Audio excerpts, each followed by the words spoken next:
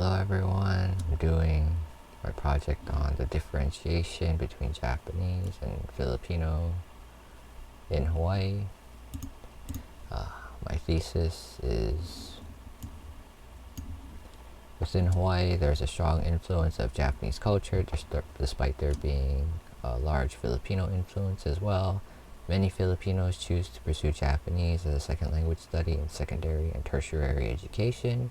In order to explain these trends, I will interview Filipinos in Hawaii who have learned Japanese and compare that to their knowledge of Filipino, as well as explore their reasoning and family background and economic incentives along with racial experiences.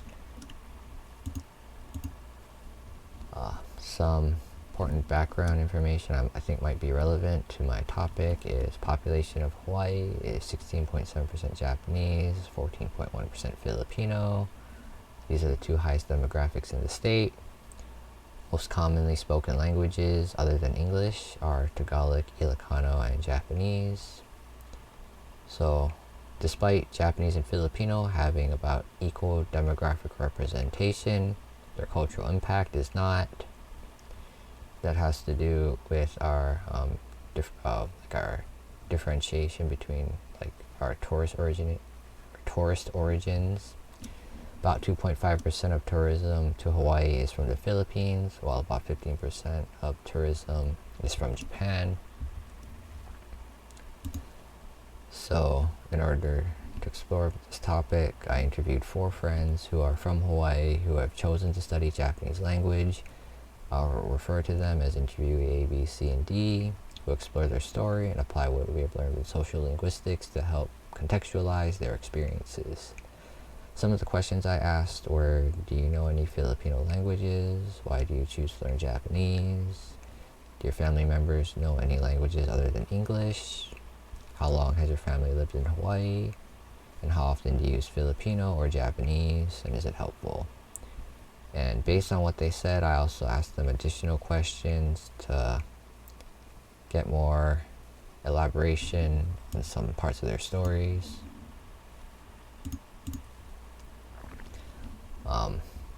So starting with interviewee A, he and his family can speak Tagalog and Ilocano.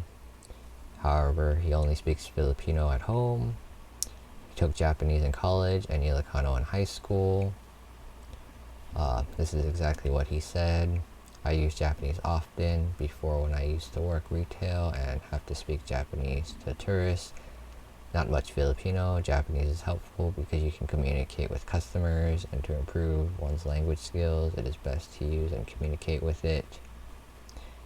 Although he is educated on Filipino culture and language, it is to his economic benefit to speak Japanese at work. This further spreads the influence of Japanese culture and society, because we've previously talked about how language helps spread culture, and because he's only speaking Filipino at home, while on the contrary he's speaking Japanese, in public, in society, which is how it helps spread Japanese opposed to Filipino. Interviewee B, he's first generation American whose parents came to the Philippines in the 90s. He can speak Tagalog and Japanese. His family members can speak Tagalog, Ilocano, Pagasinese, Cebuano, and Japanese. He told me that his family members can speak different combinations of these. Not like everyone can speak all of these, to varying degrees of fluency. Him and his family use Japanese for work in Hawaii and the Philippines. And I wanted to mention these 2 articles, the Barbara Morikawa 2021 and Tajima 2018. These articles were the fun places and hospitable people, post-colonial gaze towards the Philippines on web pages for Japanese learners of English. This was the article on the English language schools trying to get the Japanese people to come visit the Philippines as tourists. And then the other one was the gendered constructions of Filipino teachers in Japan's Skype English conversation industry. The reason why I wanted to mention these 2 is because Hawaii and the Philippines are pretty similar in the sense that they both can have incentives to want to learn Japanese for economic reasons. And because of that, I feel like when, like, if someone from the Philippines with like this mentality came to Hawaii with like similar like aspirations, it would like further exemplify like the trend of wanting to learn Japanese in Hawaii. Interviewee C, his parents can speak Tagalog, but him and his brothers cannot. His parents can speak fluent English because they both went to college in the Philippines. And he said growing up, they only spoke English to him and his siblings. They did not try to teach them any Tagalog. He is currently learning Japanese because he is interested in Japanese culture. He also said that he could potentially be interested in Tagalog, but currently is not motivated to do so. So because both of his parents went to college, and we've learned about how like the colonial sentimentality in the Philippines of like wanting to learn English, his parents could potentially have like colonial mentality, or Filipino culture is contrasted against American culture, with American culture being like privileged. So potentially they wanted to distill that type of the colonial mentality onto their children. And one of the primary ways that students were socialized into colonial mentality is through family members' refusal to teach them Filipino languages, which is like what happened to my friend, which is why I think that his parents potentially had some forms of colonial mentality that they instilled onto my friend, interviewee C.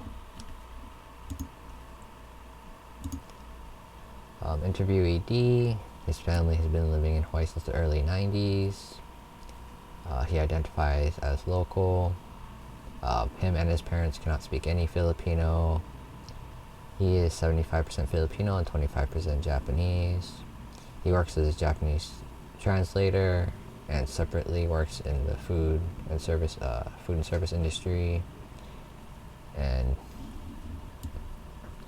he's told me that he hates his Filipino side.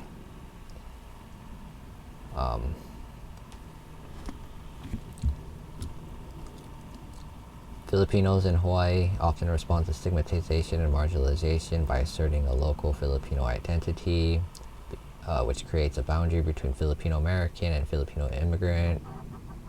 We've talked about how in Hawaii the local identity is like a form of like the privileged identity, or like the social hierarchy stuff. So to like combine that with like the marginalized like Filipino identity, they can help to alleviate some of the pressures, social pressures. Distancing oneself from Filipinos' heritage can affect the process of ethnic identity development. And for many young Filipinos today, the identity crisis revolves around the lack of self-respect and self-love as Filipinos. So, because of like the racial racism in Hawaii towards Filipinos, many of them can feel marginalized or not like their Filipino side because I try to avoid it, much like my interviewee D. So from these interviews, I've deduced that there are a few different reasons as to why Filipinos in Hawaii may choose to want to learn Japanese, some being pop culture and economic influence, As stated by Tsui Tsui 2020 or 2010, the rising international prominence of Japanese pop culture, from manga and anime to sushi and Hello Kitty, is something that has been hard to ignore over the past quarter century. It's especially present in Hawaii because of the strong Japanese influence, but it's also international. Not only that, but because of like the prevalent Japanese tourism, Japanese constitute a majority of the tourists who visit Hawaii, thus necessitating Japanese-speaking workers to meet the needs of the Japanese tourists. And because Japanese tourists make up second largest market share of the spending in Hawaii, first being tourists from the United States.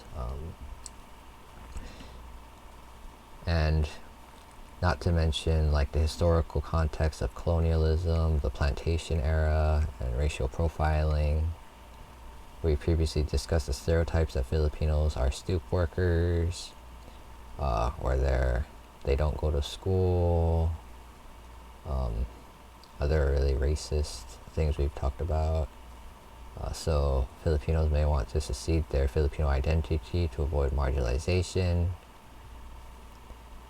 And like a quote from Eisen, I was sheltered from Filipino culture and learned that the more distance I put between Filipino and myself, the more acceptance I want from my peers. Which really shows like the harsh demographic landscape of Hawaii, despite people saying it's a racial paradise. So in conclusion, all of these factors, combined with potentially more not discussed, are reasons why, despite Japanese and Filipinos having about equal representation in Hawaii, their cultural impact is not the same.